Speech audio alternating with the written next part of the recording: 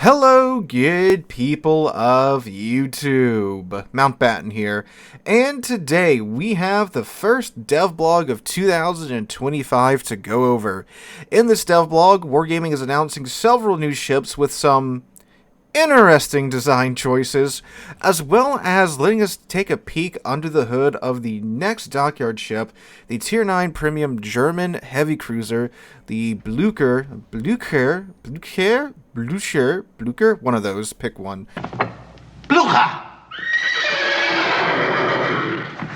I'm going to say it wrong in the rest of the devblog anyway. I'm sorry. I try to get it pronounced right, but as we get going through it, my mind just forgets that. But anyway, so if you want to read along as I read aloud, check out the link in the description down below. I will be throwing up any relevant images or artwork as we go through the devblog. But again, if you want to check out for yourself, there's a link to it down below. So let's go ahead and dive on in. The devblog is titled Close Test 14.1 New Ships. Starts out saying, "It's our favorite time of the month again. Let's take a look at the newest ships to be added for testing to World of Warships." So first up is the German super destroyer, the Z-57 or Z-57 for my fellow Americans. Alright, so they describe the Z-57 as a large destroyer with powerful artillery armament, based on one of the last unreleased designs developed by the Kriegsmarine, the Type 1945. In our game, she receives a designation typical for Kriegsmarine destroyers. Z stands for Zersteuer, destroyer in German, while the 57 is her hull number, referring to the fact that the last destroyer ordered by the Kriegsmarine had the number 56. Following Z-52, Z-57 is the ultimate conclusion of the line. Bigger, faster, stronger, she receives an extra turret for a main battery of 4 twin 128mm cannons, as well as an extra torpedo tube per launcher, being able to put up to 10 fish in the water. She retains all the traditional strengths of her line. Good HE penetration allows her to apply damage to heavy targets, while high AP damage means broadsiding ships will feel the hurt. While German torpedoes may not have the highest damage, a good blend of reload time, range, speed, and detection makes her torpedoes a very capable secondary armament. For her consumable kit, Z-57 is much the same as her predecessors, with access to a smoke generator and engine boost. However, her hydroacoustic search has an improved ship detection range of 7 kilometers, allowing Z-57 to detect enemy destroyers without being spotted in return. That's very nice. In battle, captains who've played through the tech tree will find Z-57 a comfortable upgrade. The combination of smoke generator and her improved hydroacoustic search makes her a fearsome cap contester. Use her guns to bully out the other cap contesting DDs, and her concealment to avoid direct fights with dedicated gunboats such as Zorki. Make sure to keep an eye out on enemy radar cruisers and your own friendly support. Lack of a repair party means that taking a bad engagement can end your match quickly. So I've actually grinded up a bit of the German destroyer line. I started grinding them out, then I realized I needed to go play a more basic destroyer line, which was the American line. But it does sound like if you do enjoy the German destroyers, the Z-57 is something that you will be most interested in. The 7-kilometer hydro range is very nice. We previously discussed them adding that to the super German cruiser and battleship. So the not the Palmer, the Hanover and the Clausewitz. It was like, okay, well, they can kind of make use of it, but that's not a big gain for them. But 7-kilometer hydro range on a destroyer is actually pretty insane, because at top 2, you're fighting to get your concealment down from like 5-ish kilometers, right? And the fact that this destroyer has a 7-kilometer hydro range, that's a little insane. So that destroyer sounds like it's going to be pretty good for fans of the German destroyer line. It's another super ship. I'm not a big fan of super ships, but I mean, apparently enough players are for Wargaming to keep on pumping them out. So there's that. Alright, up next is the Japanese cruiser, the Suzuya, the Tier 9. So, Suzuya was the third ship in the Ogami class series. Unique ships originally built as light cruisers, but later converted to heavy ones. In-game, Suzuya is presented in her original configuration with 15 155mm guns as a main battery. Suzuya participated in many major campaigns of World War II, including the Indian Ocean Raid and the Battle of Midway, and was sunk at the Battle of Samar on October 25th, 1944. Good news for those who enjoy Mogami's stock gun configuration, Suzuya brings the heat of a 15-gun main battery to Tier 9.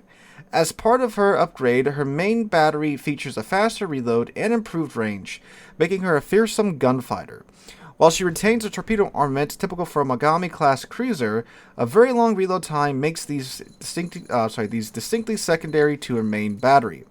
Additionally, captains experienced with Mogami will recognize typical weaknesses. A vulnerable hull, long turret traverse times, and mediocre firing angles mean Suzuya will require an experienced hand at the helm to keep her alive in high-tier battles. For consumables, Suzuya features a fast cooldown repair party, a choice between DFAA or Hydro, fighter, and to top it all off, main battery reload booster. In-game, Suzuya thrives at long-range gunfights, where maneuverability can compensate for her weak hull. Her high damage per minute and fire chance ensures that enemies will be left burning under the weight of her HE shells, as long as you can avoid return fire. Use her main battery reload booster to set permanent fires on enemies that have already used their damage con, or punish enemy destroyers who stray too close. Clever captains can additionally make use of smoke or island cover to arc her 155mm shells from safety. Keep an eye out for good positions and communicate with friendly destroyers. So Mogami enjoyers rejoice, you are getting a Tier 9 Mogami with 155mm guns. So what's the reload time? So on 5x30 155, so she's going to have 15 guns with a 16.5 kilometer range. You are going to have the Japanese HE with its good HE alpha and fire chance. So these shells have a 10% fire chance on 15 shells. So that's what, 150% fire chance per salvo. Pretty good there. 2600 alpha damage, maximum alpha damage for the HE shells. And what's the reload time? 9.2 seconds. And keep in mind, that's base. And this is Tier 9, so you can take the reload module if you want, but 16.5 kilometer range is pretty close, so you may want to take the range module. I guess, this is just the initial stats. We'll see what she's like when she comes out. So, yeah, I mean, shoot, you get Hydro or DFAA, Repair Party, Reload Booster. It is a 50% reload booster, so you can get, so you have a 9-second reload time. Oh, yeah, no, that's pretty good. So you'll have a 5-second reload time with, how long did it go for? 28 seconds, dang. No, I'm sorry, I'm reading her repair party. So her main battery reload booster is active for 15 seconds. So you're going to have like a 4-second and change reload. So if you time it right, I mean, the reload booster is going to give you like 3 salvos. So if you time it right, you can get 4 salvos off back to back to back to back. So that's pretty nice. Yeah, I'm not I actually do like the Japanese light cruisers. Apparently I'm in the minority for that. So this is one that is a bit surprising to me. We'll see what she's like when she comes out.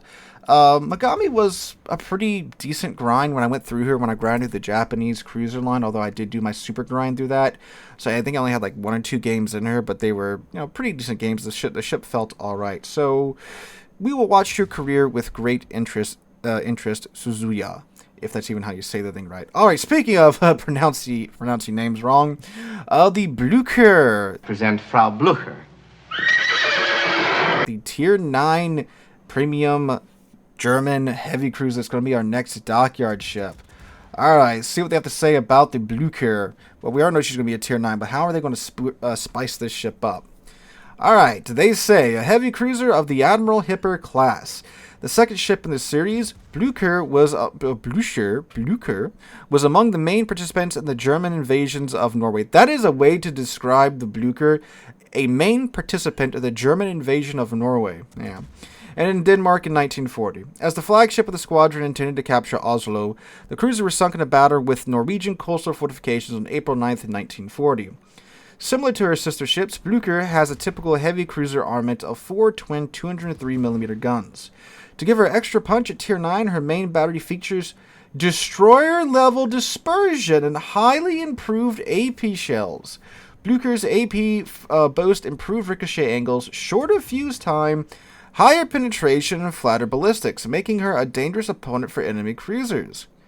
That sounds like Soviet shells. Because that's a Soviet shells thing. They have like crazy high penetration, but low fuse time. Meaning that they can bite deep into the armor, but they won't overpin because of that low fuse time. And destroyer dispersion on top of. Oh my god! Dear sweet baby Jesus! 8-inch guns with destroyer dispersion with improved AP pins. Holy crap! I hope this makes it through testing.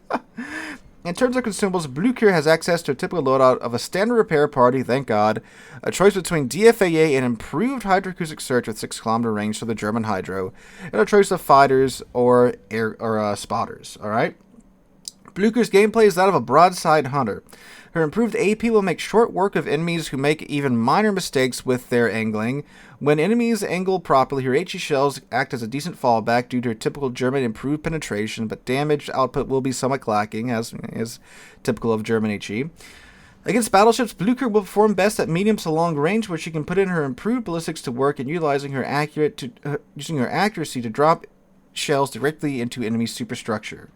Alright, well this thing sounds pretty cracked at the moment. So let's see what her stats are going to be. So she's going to have 45,300 HP. And you can take the Superintendent to get a little bit more, and the Flag. You can probably get her comfortably over 50,000. Yeah, you should be getting like right around 52, 53,000 HP, I think, with all of the skills and the Flag applied.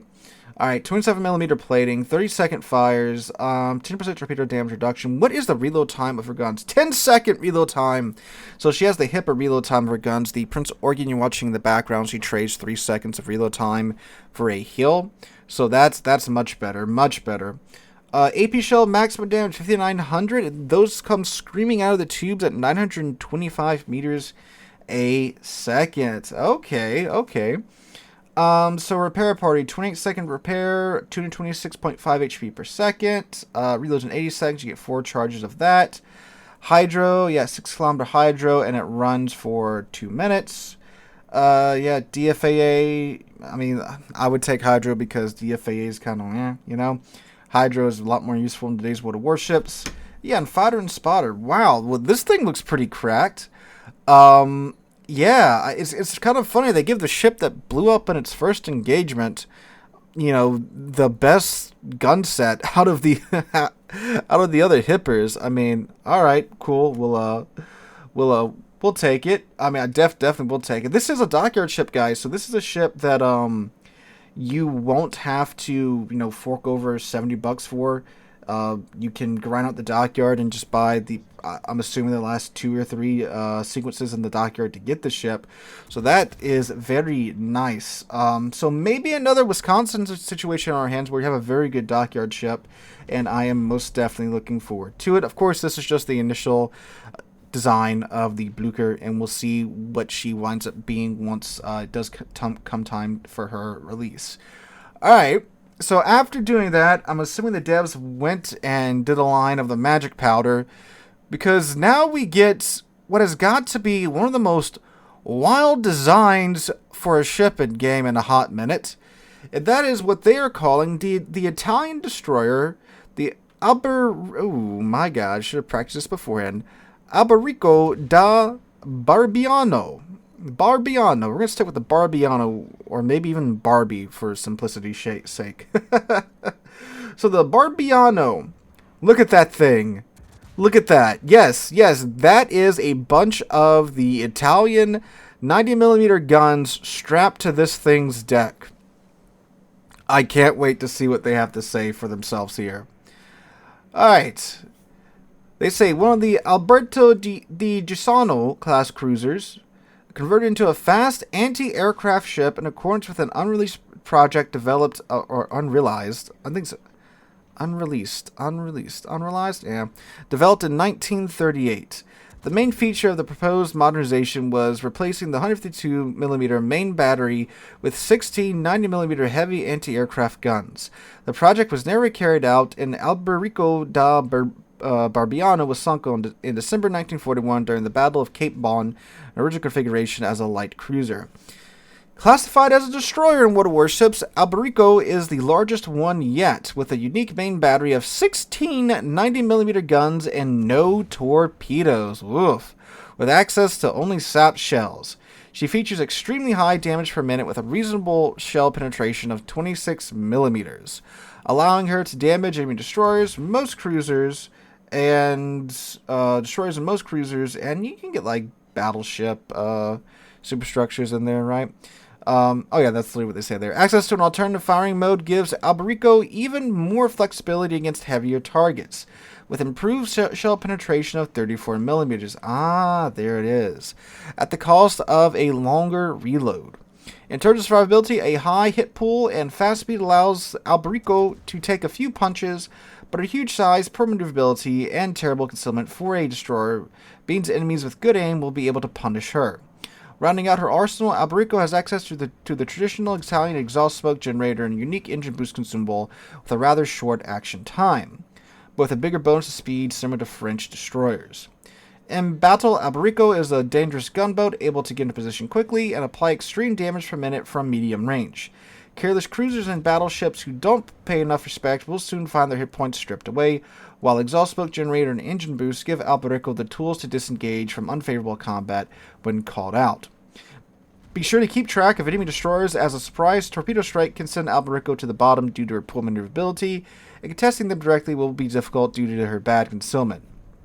Remember to communicate with your teammates. Playing in tandem with a friendly destroyer can mitigate these weaknesses. Alright, this is bold. I will tell them that. This is, something alright.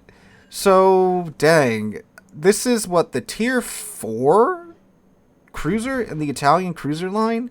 That's now being up-tiered to tier 10. They're bolting a bunch of 90mm turrets to it, giving it SAP and an alternative firing mode. So, yeah. So, let's see. What this alternative firing mode. What does it do? So, she has a normal reload time of 3.8 seconds. Which definitely isn't bad with 16 guns. And again, this is before you put any modules or commander skills on it. The reload time for the alternative firing mode is 4.7 seconds. And you get... Oh, it's only one? What? Oh, okay. So you get one shot, one burst in your alternative firing mode, but with a reload time of 4.7 seconds. If I'm reading this right, it says burst interval 1.0. So I'm assuming that's 1 second between the burst. Shots in the series 1. Okay. That sounds like you get 2 bursts with a 1 second interval between the 2 bursts. But then it says shots in the series 1. So it's 1 burst with a 4.7 second reload time afterwards. That's a little confusingly worded right here, but we'll see. And that does bump the penetration up to 34mm, which will give you the ability to pin 32mm of armor at tier 10, which is something that you definitely want to be able to do as a light cruiser, right? So there's that. Dang. This thing's going to be a big destroyer. I mean, a tier 4 cruiser isn't exactly big, but it's still bigger than most high tier destroyers, right? So, I don't know. I'm going to have to see this thing in action and of course eventually play it. This has Research Bureau just stamped all over it. Just given how goofy this ship is. So, that's where my money's on that this thing's headed. I mean, it's crazy. It's something that I wasn't expecting. I don't think anybody was expecting. But yeah, I mean, I can imagine this thing being pretty terrifying. Imagine the 4 Sherman. That thing already hurts with its 3 SAP guns. This thing's got 16 of them. So yeah, I think there's a place for it in game. But I mean, it's. I can't wait to see how it does in game. Alright, our last new ship of this devlog is one that we don't have any images for, and that is the Commonwealth Cruiser Gambia, which will be a tier 7. So, Gambia is a Fiji-class light cruiser, which was commissioned in 1942 and fought during World War II in the Indian and Pacific Oceans and European waters. From 1940 to 1946, she saw service in the Royal New Zealand Navy. On September 2nd, 1945, Gambia represented New Zealand at the Japanese surrender ceremony in Tokyo Bay. Like her sister ship Fiji, Gambia is armed with a main battery of 4 triple 152mm turrets and 1 triple torpedo launcher per side. Unlike her sister, she has access to HE shells and longer main battery range, giving her more flexibility than Fiji. As a trade-off, Gambia's torpedoes have much slower range and a long reload, but high damage and fast speed will make them a good weapon of last resort in close quarters. The ship has an improved depth charge airstrike with parameters that are present on Commonwealth Tier 7 cruiser Uganda. With decent concealment and a consumable toolbox of short burst smoke generator, repair party, and a choice between Hydro and DFAA, Gambia has good survivability tools, but her low speed and weak armor will limit her open water fighting capability. In battle, Gambia can act as an excellent deterrent to enemy pushes, engage enemy ships distracted by your team, and make use of her short burst smoke generator when they turn their attention to you. Use your long main battery range to keep enemies at arm's reach, and be mindful of your smoke duration and cooldown. Getting caught at close range or in the open water is a quick way to the bottom. They also note Gambia's model is still under development, so for testing purposes, we're using another ship, Gambra, a clone of Fiji. Okay. So, what's the range of her main battery guns? She has HE shells, so that's pretty nice. So it's a more main gun focused Fiji than the Fiji, right? Because you get the HE shells and a longer range. What is the range? 15.3 kilometers. 15.3 kilometers. That's pretty good at Tier 7. All right. I mean, it's a Commonwealth Fiji, so if you enjoy the Fiji, there you go. Alright, last thing to note for the Stealth Blog is that they are showing us the model for the new Tier 10 British submarine, the Seal. There it is. I'm sure you're all very excited for that. Alright, so overall, Blücher looks great. I cannot wait to play her in game. I'm very hyped. I'm extremely hyped that she is going to be a dockyard ship. Our next dockyard ship, to be exact. Suzuya, again, I like the Mogami, so a Tier 9 Mogami it could be good. Again, we're going to see how she does in terms of her survivability at Tier 9. Z-57, haven't really played the German destroyers, but I mean, hey, more German ships, so German fans rejoice. So all in all, an interesting dev blog with some exciting new ships coming to the game. Again, especially the Blücher. The Alberico, I don't know. That thing it seems crazy. It's either going to suck or it's going to be amazing. It's going to be one of those two ships. That is my prediction for the Alberico, but I guess we will see when the ship does eventually get out. So guys, let me know what you guys think in the comments down below. Are you excited, disappointed? Let me know what you guys think about these new ships that came out in the first dev blog of 2025. Hope you guys have a wonderful Friday, wonderful rest of your weekend. Hope to catch you guys in the next one.